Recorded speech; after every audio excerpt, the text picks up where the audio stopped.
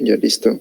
Buenos días, profesor. Buenos días, compañeros. Hoy día vamos a poner el primer tema de química. Aquí podemos ver los integrantes de mi equipo. Vamos con la siguiente. Bueno, en resumen, el objetivo de nuestra exposición es explicar la importancia de la química en nuestra vida cotidiana como ciencia activa y evolutiva, que tiene mucha importancia en nuestro planeta, tanto en la naturaleza como en la sociedad, ya que nos ayuda a mejorar nuestro entendimiento de los fenómenos de la naturaleza y de esta forma podemos utilizarlos a nuestro favor, ¿no? Por ello, estructuramos esta exposición explicando primeramente el objeto de estudio de la química, que es la materia, para luego analizar las propiedades y las relaciones energéticas de esta. Y por último, hablamos un poco sobre el análisis de las mediciones y el cálculo de esta ciencia con ayuda de algunos problemas aplicativos de ejemplo, que veremos más adelante. Aquí podemos ver el índice. Vamos a empezar con el concepto de la química, la materia y energía, propiedades de la materia, clasificación de la materia, sistema internacional de unidades, las cifras significativas y por último los problemas de aplicación. El concepto de química. En general, el concepto de química se puede decir que es una ciencia que se encarga del estudio de la materia y los cambios que ocurren en ella. Incluso la química es considerada la ciencia central, ya que sus conocimientos son de suma importancia para el entendimiento de otras ciencias como la biología, física, entre otras que también son muy importantes. Se dice esto porque sus conocimientos, por así decirlo, son estructurales y básicos para estas ciencias. Es aquí donde podemos hablar de su importancia, ya que sin el conocimiento ni el estudio de la química, nuestra vida sería muy primitiva o poco desarrollada. Además, no contaríamos con los avances tecnológicos que tenemos hoy en día. Ahora le doy paso a mi siguiente compañero que va a explicar este PPT. Bueno, ¿qué es la materia? Desde tiempos remotos el hombre ha tratado de describir el mundo que lo rodea a partir de observaciones y experimentaciones. Clásicamente se consideraba que la materia tenía tres propiedades, que juntas la caracterizaban, que ocupa un lugar en el espacio, que tiene masa y duración en el tiempo. En el contexto de la física moderna, se entiende por materia a cualquier campo, entidad, que se propaga a través del espacio-tiempo a una velocidad igual o menor a la de la luz, y a la que se le puede asociar energía. Por lo tanto, definimos a la materia como todo aquello que tiene masa y que ocupa un lugar en el espacio. Bueno, cada ser humano es un objeto material, ya que todos ocupamos espacio y describimos nuestra masa por medio de una propiedad relacionada con ella, la cual es el peso. Bueno, ¿qué es la energía? La palabra energía viene del término griego energia, que significa acción, acto o trabajo. Al hablar de la energía, estamos haciendo referencia a una magnitud física, ya que puede medir. Sin embargo, se trata de algo mucho más complicado de imaginar que la materia, ya que se trata de una realidad intangible. Bueno, se entiende por energía como la capacidad de los cuerpos para realizar un trabajo y producir cambios en ellos mismos o en otros cuerpos, donde puede ser de muchas formas y vendrá definida únicamente por el origen de la misma. La energía puede cambiar de forma en los procesos de conversión, pero la cantidad de energía se mantiene constante conforme al principio de conservación de la energía, en la cual establece que la energía ni se crea ni se destruye, solo se transforma. La energía y la materia están relacionadas por la ecuación en donde la energía va a ser igual a la masa por la velocidad de la luz al cuadrado, según la teoría de la relatividad de Einstein. Bueno, ahora le doy paso a mi compañero.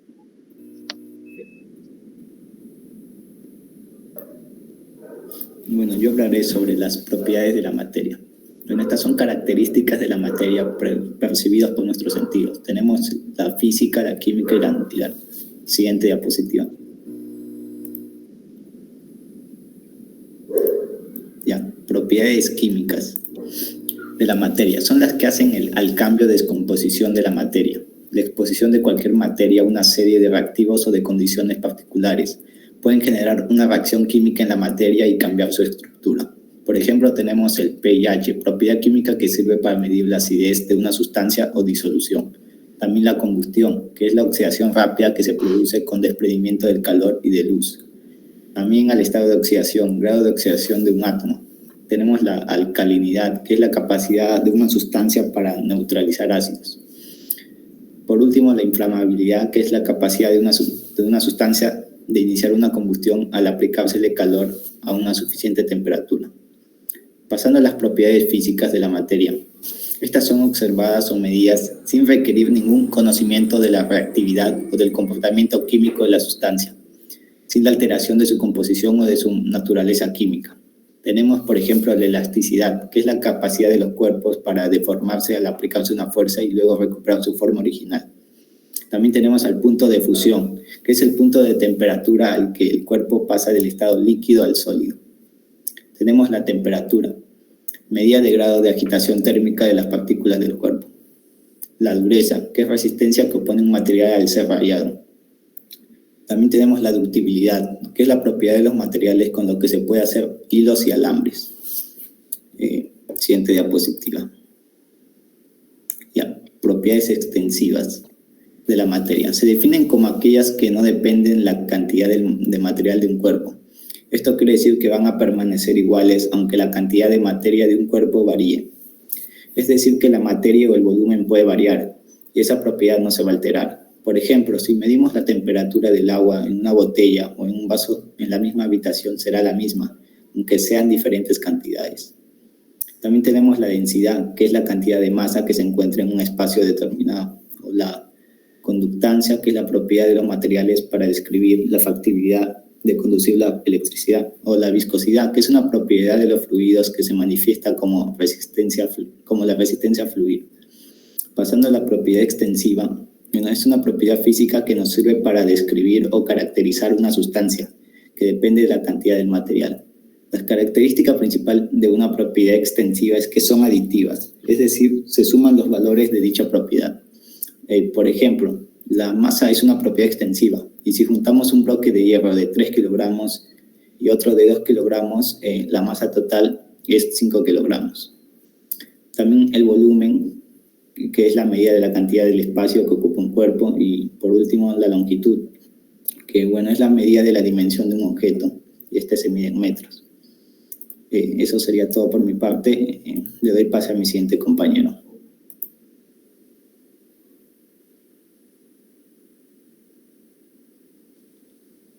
La clasificación de la materia incluye a sustancias, mezclas, elementos y compuestos. La sustancia es una forma de materia que tiene composición definida y propiedades distintivas. Algunos ejemplos podrían ser el agua, el oxígeno y el oro.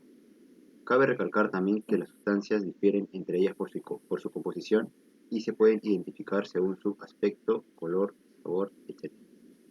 Las sustancias se dividen a su vez en dos grupos, elementos y compuestos. Los elementos son sustancias que no se pueden separar en otras más sencillas por métodos químicos. En la actualidad se conocen 118 elementos. Gran parte de estos se encuentran en la naturaleza y un grupo más pequeño son obtenidos artificialmente. La combinación química de dos o más elementos en proporciones fijas es lo que conocemos como compuestos, y estos requieren de métodos químicos para poder separarse en sus componentes puros. Por otra parte, las mezclas son la combinación de una o más sustancias en las que éstas conservan sus propiedades distintivas. Algunos ejemplos cotidianos de mezclas podrían ser las gaseosas, la leche y el cemento.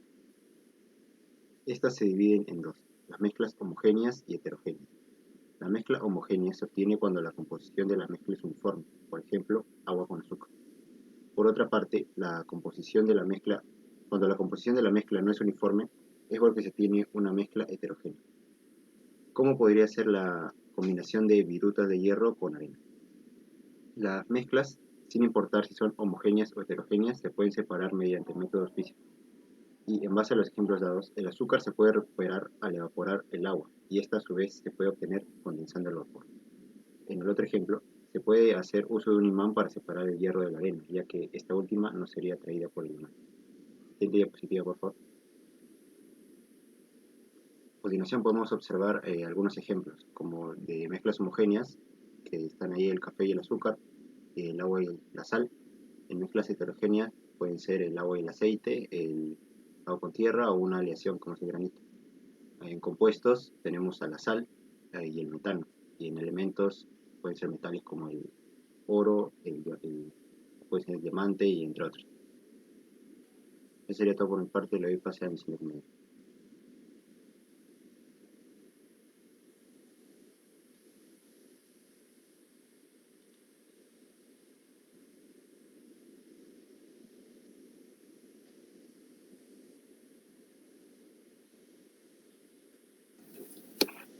Bueno, el sistema internacional de unidades. En primero habríamos que entender que las magnitudes son las propiedades de un cuerpo que pueden ser medidas. En este sentido, el sistema internacional de unidades es un acuerdo internacional en el que se propone 7 unidades fundamentales con sus respectivas unidades ya establecidas. Estas son la longitud, masa, tiempo, intensidad de corriente eléctrica, temperatura, cantidad de sustancia e intensidad luminosa.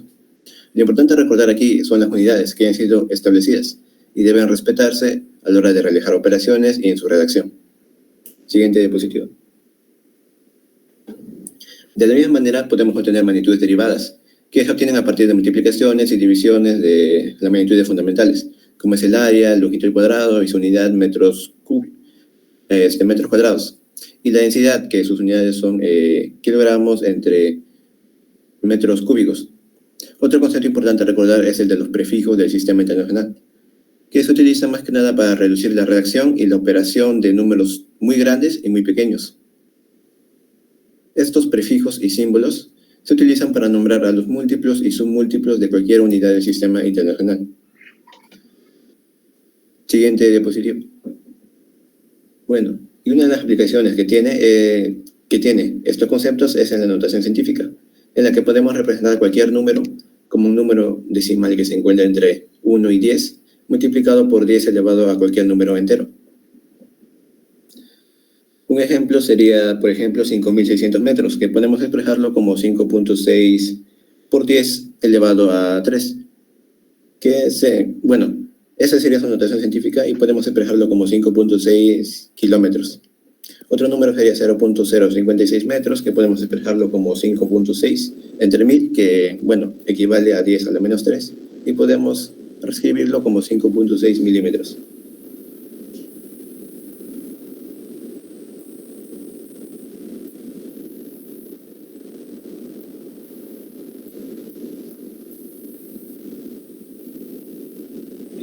Bueno, ahora continuaremos con lo que son las cifras significativas. Durante una medición es casi imposible obtener un valor exacto de la medida tomada o de la cantidad que se desea calcular, a menos que la cantidad que se desea encontrar sea por naturaleza un entero, como por ejemplo contar el número de libros que tiene un estudiante o el número de estudiantes que tiene un profesor en su clase. Entonces, debido a esta característica, es importante señalar el margen de error que poseen las mediciones mediante el uso correcto de las cifras significativas, las cuales no son más que dígitos significativos de una medida calculada, que al usarse dan por sobreentendida la existencia de incertidumbre en el valor del último dígito. Este es algo que no se puede evitar, sin importar cuánto se mejore o qué tan precisa sea la medición de un dispositivo. Siempre existirá incertidumbre en el último dígito.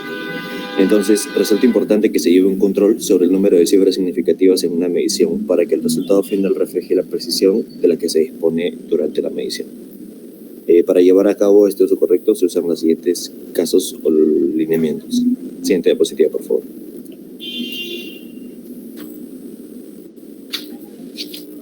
La primera de estas dice que cualquier dígito que no sea 0 es significativo. Como el ejemplo, las magnitudes de 232 kilómetros y 2.134 centímetros cuadrados tienen 3 y 4 cifras significativas respectivamente.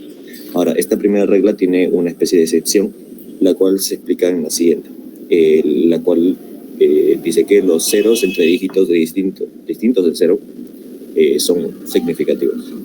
Entonces, por ejemplo, en 7.302 kilómetros o 4.037 centímetros cuadrados, el 0 sí es una cifra significativa, por lo que estas magnitudes tendrían ambas 4 cifras significativas. La tercera regla, siguiente diapositiva, por favor.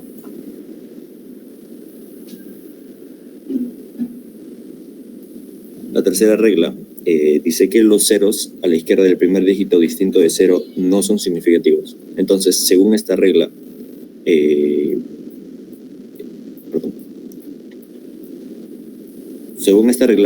los ceros que están a la izquierda del 4, como el ejemplo se puede ver, solo sirven para señalar la ubicación del... Para la cuarta regla, dice que si la magnitud es mayor que la unidad, todos los ceros escritos a la derecha del punto decimal cuentan como cifras significativas. Por ejemplo, para la magnitud de 60.040 decilitros posee 5 cifras significativas. Pero por otro lado, si el número es menor que la unidad, solo los ceros que están al final del número y que aparecen en 3 dígitos diferentes de 0 son significativos. Por ejemplo, en la magnitud 0.340 milímetros, esta posee 3 cifras significativas, el 3 y el 4, y el 0 a su derecha. Los ceros a la izquierda del 3 no son cifras significativas. Por último, se tiene la quinta regla, que se refiere a los números que no poseen un punto decimal, y dice que los ceros que están después del último dígito distinto de 0 podrían ser o no cifras significativas, y esto va a depender de la notación científica. Por ejemplo, para la magnitud de 300 kilómetros, esta podría tener 1 o 2 o 3 cifras significativas. Para saber entonces cuál de las 3 posibilidades es correcta, se debe prestar atención a la notación científica que se va a usar. Pueden expresar el 300 de 3 diferentes maneras, como 3 por 10 elevado al cuadrado kilómetros, 3.0 por 10 elevado al cuadrado kilómetros, o 3.00 por 10 elevado al cuadrado kilómetros. Cada una de estas tendría 1, 2 o 3 cifras significativas respectivamente. Siguiente diapositiva, por favor. Entonces, llegamos a las conclusiones de esta presentación. La primera sería que la química es una ciencia fundamental que estudia la estructura, la composición, las propiedades y los cambios en la materia. La segunda, que la materia posee distintas propiedades, las cuales pueden ser clasificadas, entre otras formas, físicas, químicas o extensivas e intensivas. La tercera, las mediciones que se realizan en la química se apoyan generalmente en el Sistema Internacional de Unidades. Y por último, que toda cantidad medida tiene un grado de incertidumbre, es decir, son inexactas en algún punto, y para representar dicha incertidumbre se usan las cifras significativas. Ahora doy paso a mi siguiente compañero.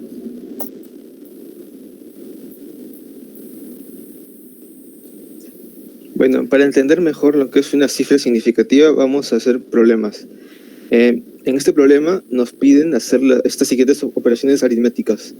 En el punto A nos piden la suma de estos 3 valores, de esos 4 valores, digo. Nos piden sumar 756 más 37,2 más 0,83 más 2.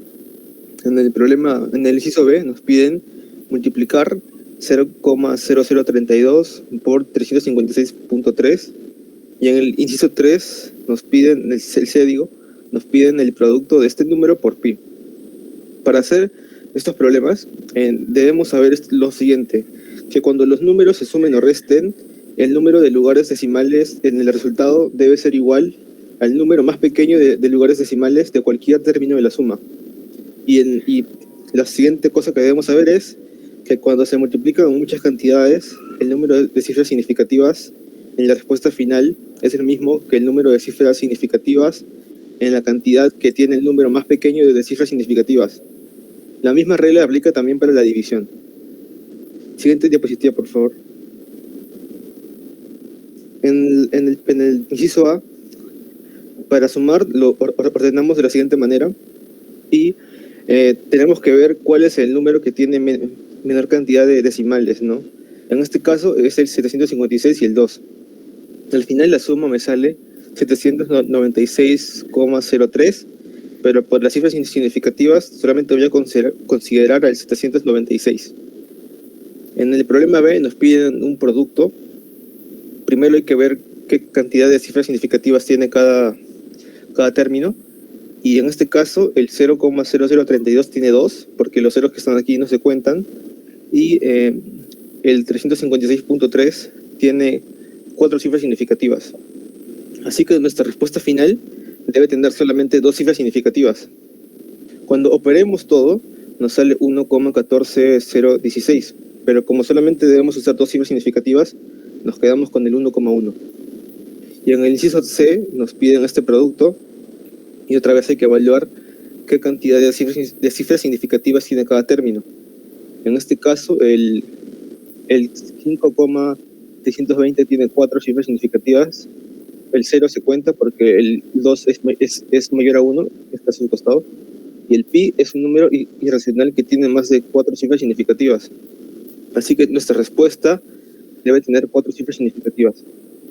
Cuando operemos esto, nos sale este número, 65523, pero al final solamente debemos usar 4 cifras significativas, así que nos quedamos con 17,66. Esos 5 que están acá lo redondeamos porque el 5 sí se llega a redondear. Siguiente diapositiva, por favor. Ya, en este problema nos piden, una niña se sorprende de que debe pagar 1,36 por un juguete marcado con 1,25 debido a los impuestos. ¿Cuál es la tasa de impuesto efectiva sobre esta compra expresada como porcentaje? Para hacer este problema, primero debemos restar cuánto es el valor con impuesto menos el precio sin impuesto, ¿no? Lo cual nos da 0,11. Ese 0,11 lo dividimos entre el precio del producto sin impuesto por el 100% para hallar lo que nos está pidiendo. Cuando hallemos esto, la respuesta debe tener dos cifras significativas porque el número con menor cantidad de cifras significativas presente en esta operación es 0,11. Cuando operemos todo, nos sale 8,8. Y este número tiene dos cifras significativas. Y siguiente diapositiva, por favor. Esto es todo por esta exposición. Gracias, profesor. Bueno, bien. Bien con la exposición.